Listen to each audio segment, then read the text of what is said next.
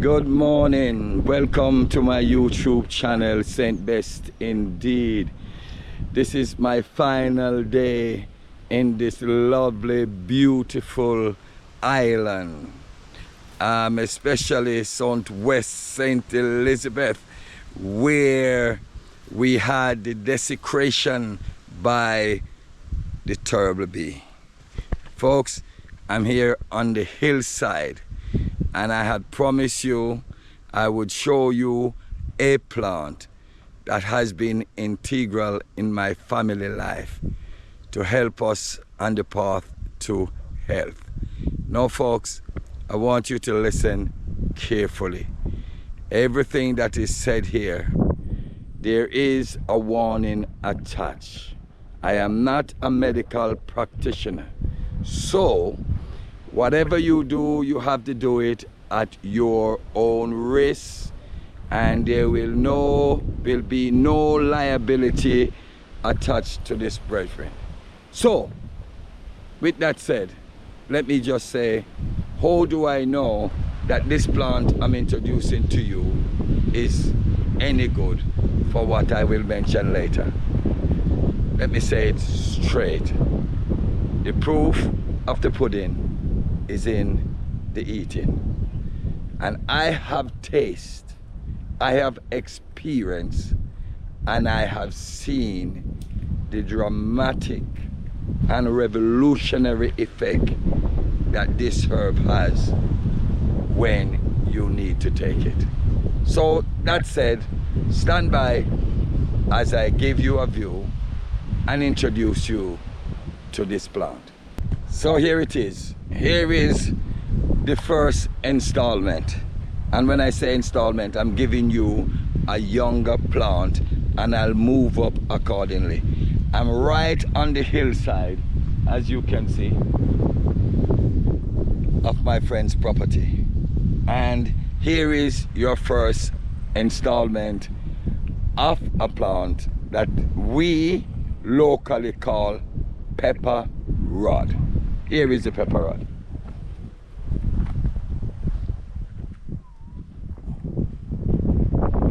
This, my friend, is the pepper-rod tree. You might be wondering why I have a gloves on. When we mention pepper, that's exactly what we're talking about. This pepper-rod tree, as small as it is, if it come in contact with any part of your body, especially your eyes, you know you are out for at least 1 day. So it is with caution that I approach this tree. So how do I know all these things? I know it simple because I have experienced it.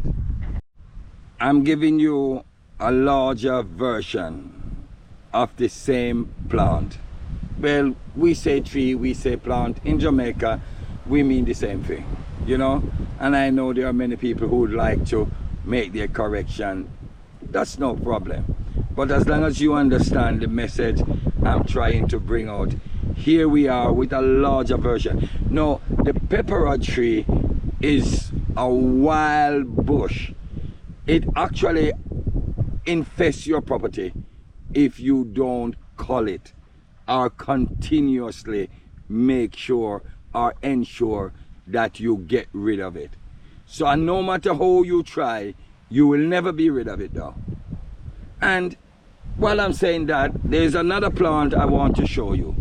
But before I do so, let me give you another larger pepper-rod plant. Here it is.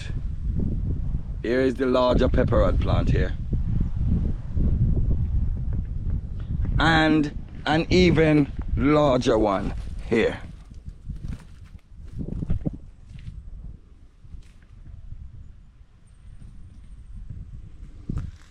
And here we go. I'm going to go up a little closer to the hillside, or further up the hillside, and I'm going to give you an even larger pepper-rod tree.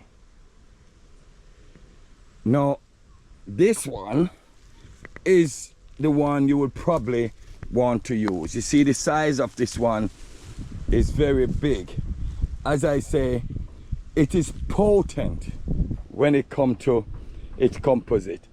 It is potent in the fact that you should not touch your eyes or even your lips, because it will burn as hot as pepper. So what is this plant good for? This plant is good for fever. If you have fever, this is the plant. I know it because I have tried it. My friends, I have introduced it to my friends. They have tried it and it has been proven never to fail. If you have a fever, this is the fever killer.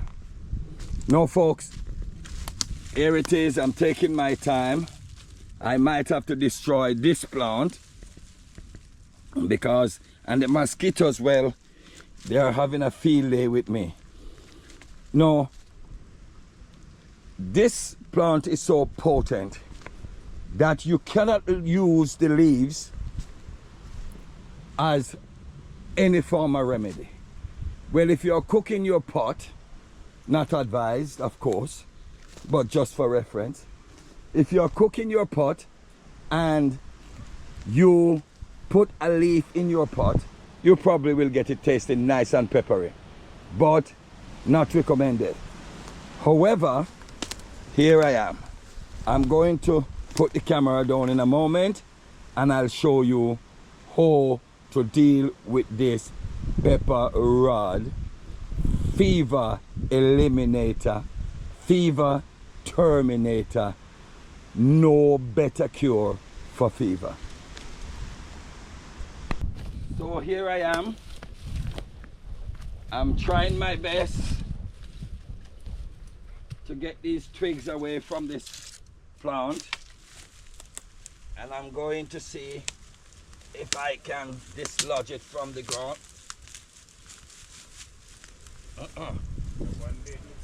This one looked like it gone into the rocks.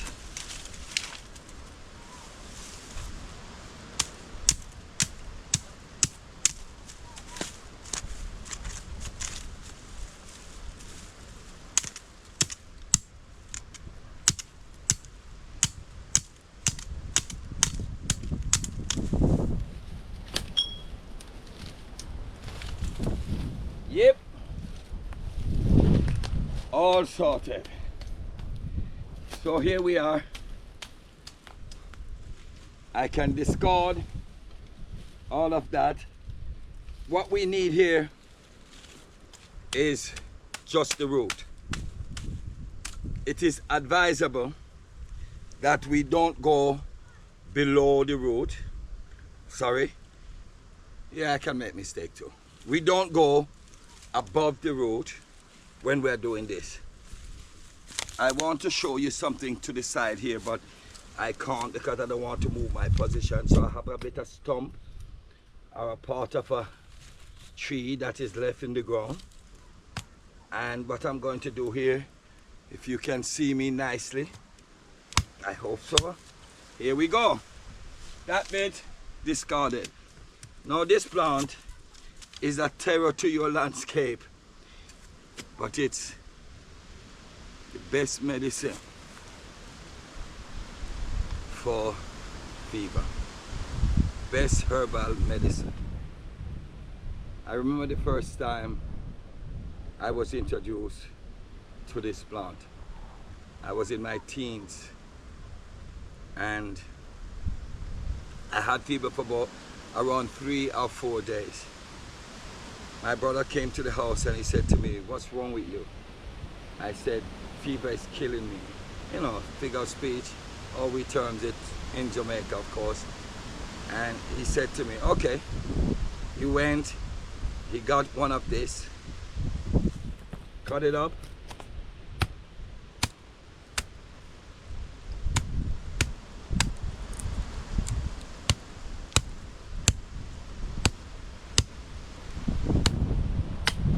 yep, wash it, Put it in a pot, boil it. The color of the water in the pot will change. A small pot is recommended. Then this bit is harmless in the sense it doesn't have the pepper in it. But once you boil this, it tastes almost like ginger. However, it's the harshness that tastes like ginger. Otherwise, it doesn't have so much of a great taste. So what I normally do and would recommend is a little bit of sugar, but more so, if you have it, a little bit of honey. Just put that honey in it. It will look just like you have just boiled some herbal tea or something. So you put a little bit of honey in it and drink it, and then go have a little bit of lie down. And believe me, this will sweat the fever out of you. I always say it explodes when it goes into you, but it's not the right word to use. It work a treat, or it work a miracle.